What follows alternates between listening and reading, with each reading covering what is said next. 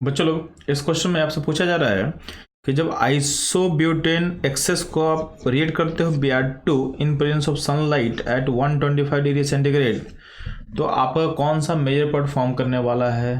तो ध्यान देंगे तो ये हो गया आपका आइसोब्यूटेन का स्ट्रक्चर।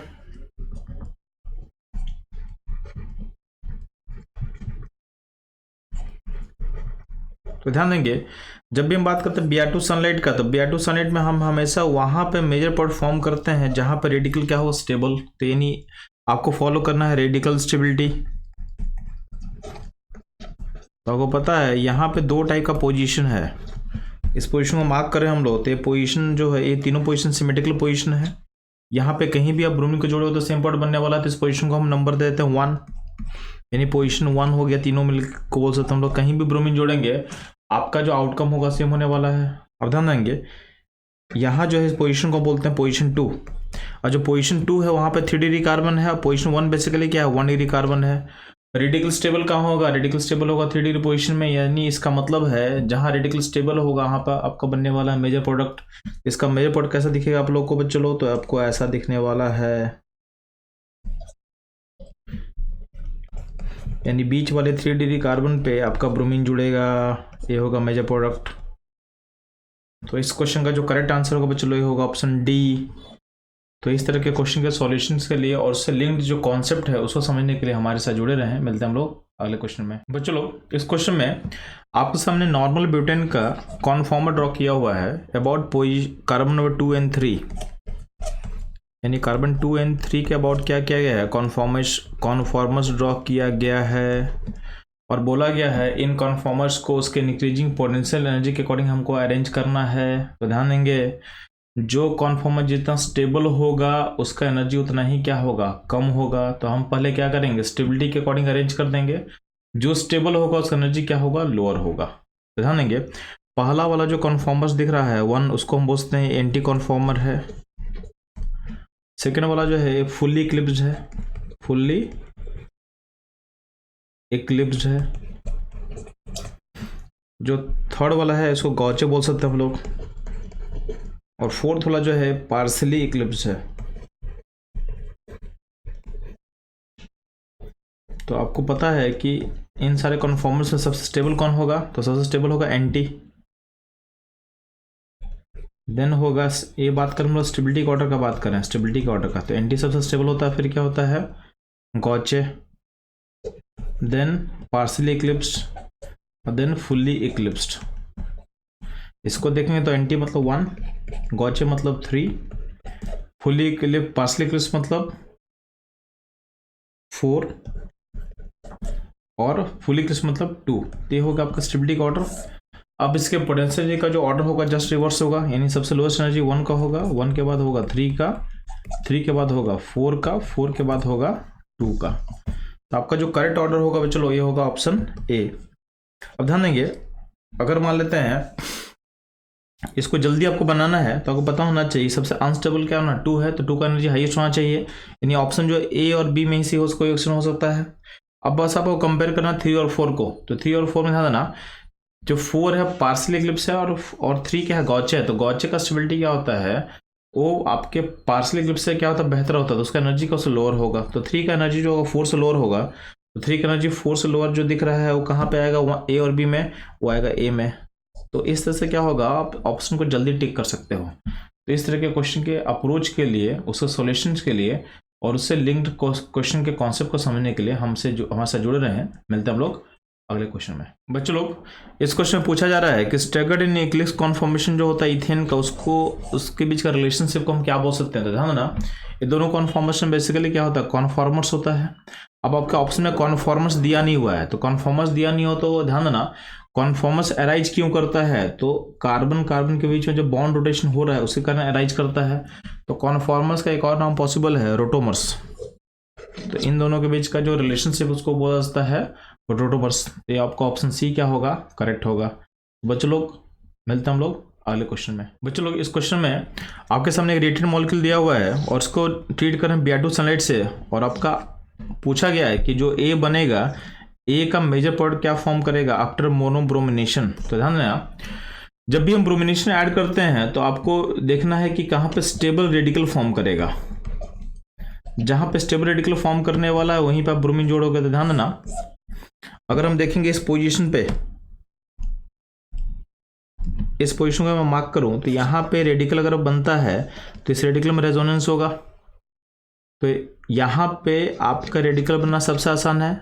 अगर मान लेते हैं कि बेंजीन रिंग का एच अगर निकाले, मान लेते हैं यहाँ का एच हम निकाल लें, तो यहाँ पे जो एच निकालेंगे तो यहाँ रेडिकल क्या है, अनस्टेबल होगा, क्योंकि डबल बॉन्ड के ऊपर बनने वाला है। रिंग में डबल बॉन्ड होता है तो ऐसा रेडिकल क्या होता है, अनस्टेबल होता है due to high S character.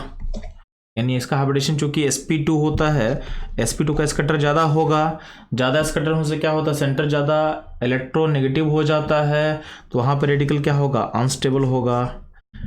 ठीक, इस पॉइंट पे जो हम बात कर रहे हैं यहाँ रेडिकल बना होगा तो इस रेडिकल में रेजोनेंस होगा, इससे इसका स्टेबिलिटी बढ़ेगा। तो इन सारे पोजीशन में ध्यान दें तो सबसे बेस्ट पोजीशन होगा ये वाला पॉइंट जो मैं मार्क किया हूँ, यानी यहाँ पर ब्रोमीन जो है वो सबसे स्टेबल प्रोडक्ट को बनाएगा। तो आपका जो आंसर होगा, आपका आंसर होगा बच्चों लोग बी।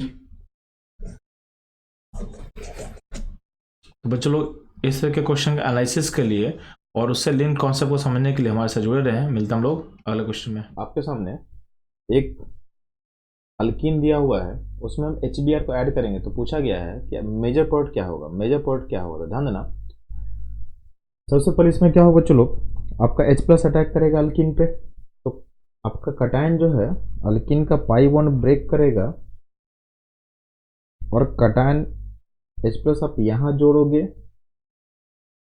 और यहाँ पॉजिटिव बनेगा, यहाँ पॉजिटिव बनेगा क्योंकि यहाँ पे अल्फा H ज़्यादा है।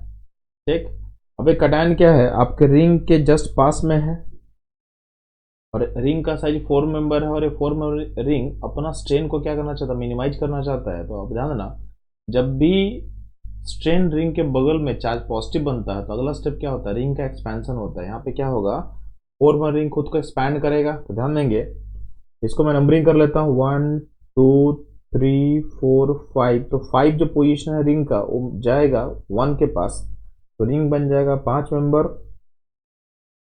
1 2 3 4 5। 1 और 5 कनेक्ट किया जा चुका है।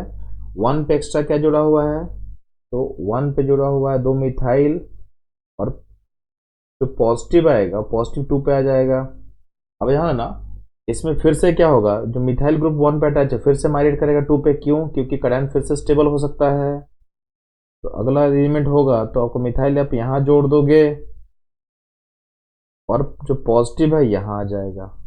चेक, अब इसमें फर्दर रीअरेंजमेंट पॉसिबल नहीं है, तो जो आपका HBr का जो Br माइनस जो काउंटर पार्ट है वो अब इस कटायन से जुड़ेगा।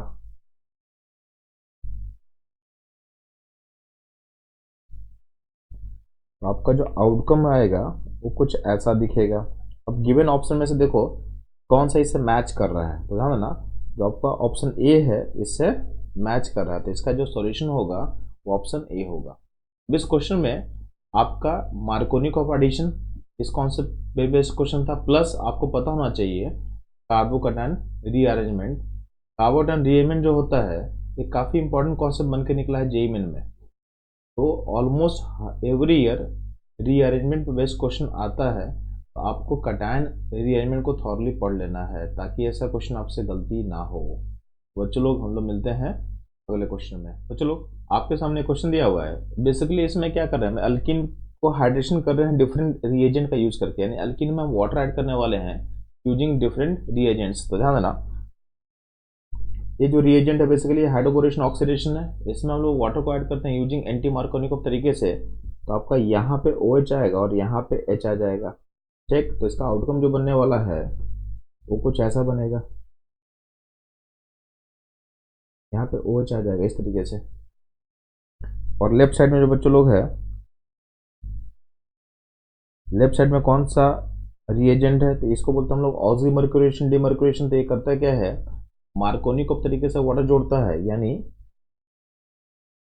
यहाँ पे OH आएगा और यहाँ पे OH, यहाँ पे H को जोड़ देंगे, तो आपका आउटकम कुछ ऐसा दिखेगा। ठीक है, तो अगर आप ऑप्शन देखोगे तो कौन सा ऑप्शन आपको करेक्ट दिख रहा है बच्चों लोग, तो आपका जो ऑप्शन नंबर जो ए इसको बोला गया है और बी इसको बोला गया, तो ध्यान देना आपके ए में ऐसा बनना चाहिए और एम ऐसा बनता हो कहाँ दिख रहा है आपको बच्चों लोग, तो आपको मिल रहा है आपके ऑप्शन नंबर बी में। ठीक है बच्चों लोग, तो ये रहा आपका सॉल्यूशन। इस तरह के सॉल्यूशंस के लिए हमारे साथ जुड़े रहें। मिलते हैं अगले क्वेश्चन में। तो चलो, आपके सामने क्वेश्चन दिया हुआ है और एक क्वेश्चन फिर से क्या है, डिहाइड्रेशन पे बेस्ड है। एसिडिक मीडियम है, अल्कोहल है, तो फर्स्ट स्टेप में क्या करो, फर्स्ट स्टेप में जहाँ पे OH जुड़ा हो वहाँ से वाटर बाहर निकल जाएगा और वहाँ पे बनेगा बच्चों लोग कटायन बनेगा।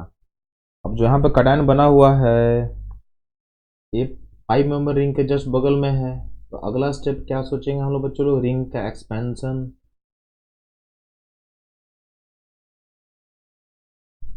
यहाँ पे नंबरिंग 1 कर देते हैं, 2 3 4 5 6। तो 6 पॉइंट जो है 1 के 1 से अटैच होगा तो आपका रिंग का साइज बन जाएगा 6 मेंबर। 1 2 3 4 5 6, आपका 1 6 लिंक हो चुका है। पॉजिटिव बनेगा बच्चों लोग 2 पे, और 2 पे एक एक्स्ट्रा मिथाइल जुड़ा हो तो उसको जोड़ लेंगे, और 1 पे भी एक्स्ट्रा मिथाइल है उसको भी जोड़ लेंगे। ठीक है, तो ये बन गया आपके पास कटायन बनने के बाद। अब ध्यान देना, अगले स्टेप में क्या करेंगे, अब कटायन बन चुका है और कोई पॉसिबिलिटी है नहीं रीअरेंजमेंट करने का, तो अगला स्टेप मूव करेंगे। गिवन ऑप्शन में हर जगह अल्कीन बनाया हुआ है, तो हमको भी सोचना है कि हमको अगला स्टेप में क्या बनाना है, अल्कीन बनाना है। ऑर्गेनिक में हमेशा ऑप्शंस को देख करके ही तुमको सोचना है। बिना ऑप्शन को देख करके तुम सोचोगे तो तुम्हारे सामने बहुत सारा पॉसिबिलिटी आएगा, तो आप कंफ्यूज हो गए। तो पहला देखना कि ऑप्शंस कहाँ ले जाना चाहता है, तो हम देख रहे हैं कि कटायन के बाद अगले स्टेप में अल्कीन बनाना, तो अल्कीन जो बनेगा क्योंकि यहाँ पे E1 मैकेनिज्म फॉलो हुआ है। ठीक है, तो अगले स्टेप में हम बनाएंगे स्टेबल अल्कीन। अल्कीन स्टेबल कहाँ से बनेगा, तो अगर 1 पोजीशन का जो H है उसको हम बाहर निकाल देंगे 1 पोजीशन से, तो यहाँ पे अल्कीन कुछ ऐसा बनेगा।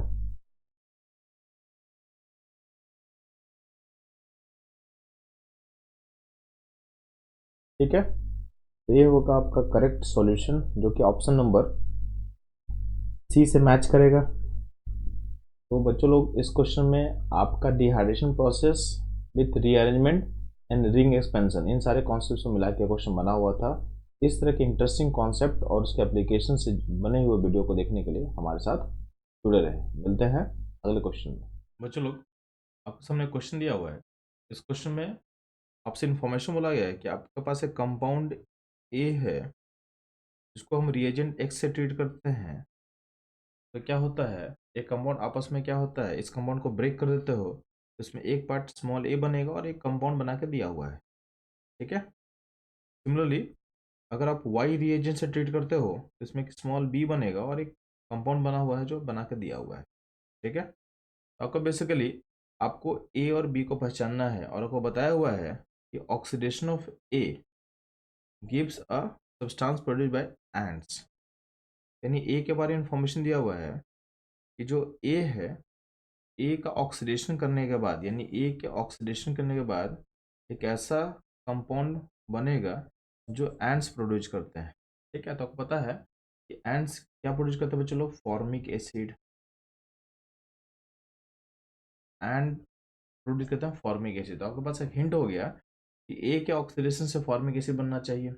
अब यहाँ पे कौन कौन सा रिएजेंट यूज किया हुआ है, तो एक केमनोफोर इन एसिडिक मीडियम यूज किया हुआ है, डाइल्यूट केमनोफोर यूज किया हुआ है। ठीक है, और एक है ओजोनलाइसिस का रिएजेंट यूज किया हुआ है। तो आपका जो आंसर होगा इन तीनों रिएजेंट के आसपास ही रहेगा। ध्यान देंगे, जब भी आपके पास अल्कीन होता है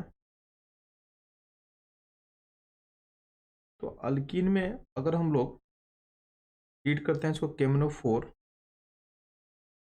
डाइल्यूट से,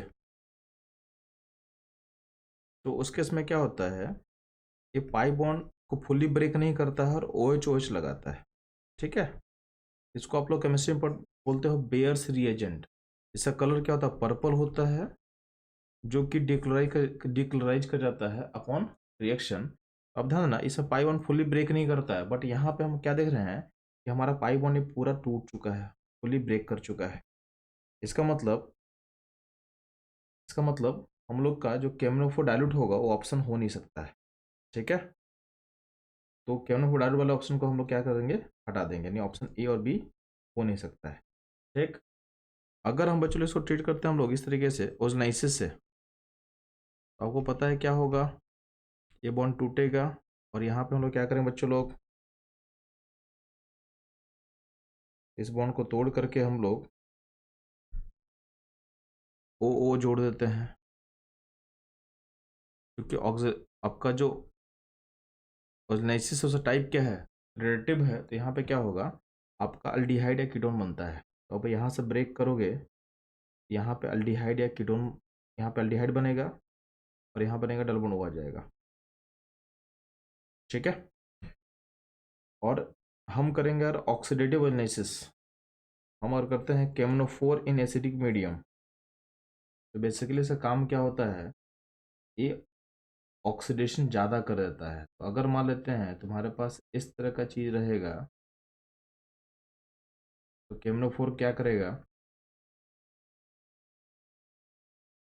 इन एसिडिक मीडियम ऑक्सीडेशन करके इस पार्ट को भेज देगा एसिड में,